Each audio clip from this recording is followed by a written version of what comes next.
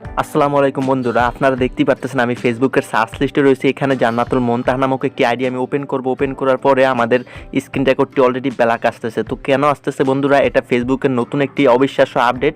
তো এটা যার আইডিতে অন করা থাকবে তার আইডি থেকে কোনো প্রকার অ্যাক্সেস, কোনো প্রকার ইনফরমেশন, পোস্ট, ফটো কিংবা যে কোনো তথ্য কোনো প্রকার মেমোরিতে সেভ করতে পারবে না, কোনো প্রকার স্ক্রিনশট কিংবা সেভ করতে পারবে না।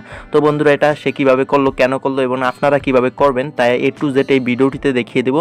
তো বন্ধুরা, আমার চ্যানেল নতুন হয়ে থাকলে অবশ্যই আমার চ্যানেলটি সাবস্ক্রাইব করবেন। তো বন্ধুরা, কথা বাড়াবো না, চলুন আমরা ভিডিওটি শুরু করি। বন্ধুরা, আমরা সরাসরি ফেসবুক লাইট অ্যাপসটি ওপেন করব। আপনারা যেই আইডিতে এই সিকিউরিটি সিস্টেমটি অন করতে চান সেই আইডিটি পুনরায় লগ ইন করে নেবেন।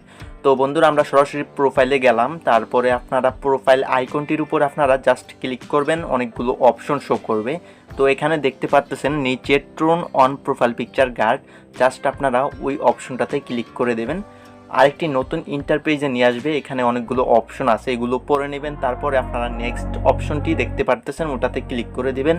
এখানে দেখতে পারতেছেন বন্ধুরা সেভ অপশন রয়ে গেছে একদম নিচে। তো জাস্ট আপনারা সেভ অপশনটিতে ক্লিক করে দেবেন। দেখুন বন্ধুরা, আমাদের প্রোফাইল পিকচারের পাশেই দেখুন একটি চিহ্ন আসছে। এটা মূলত সিকিউরিটি সিস্টেম অন হওয়ার একটি সংকেত।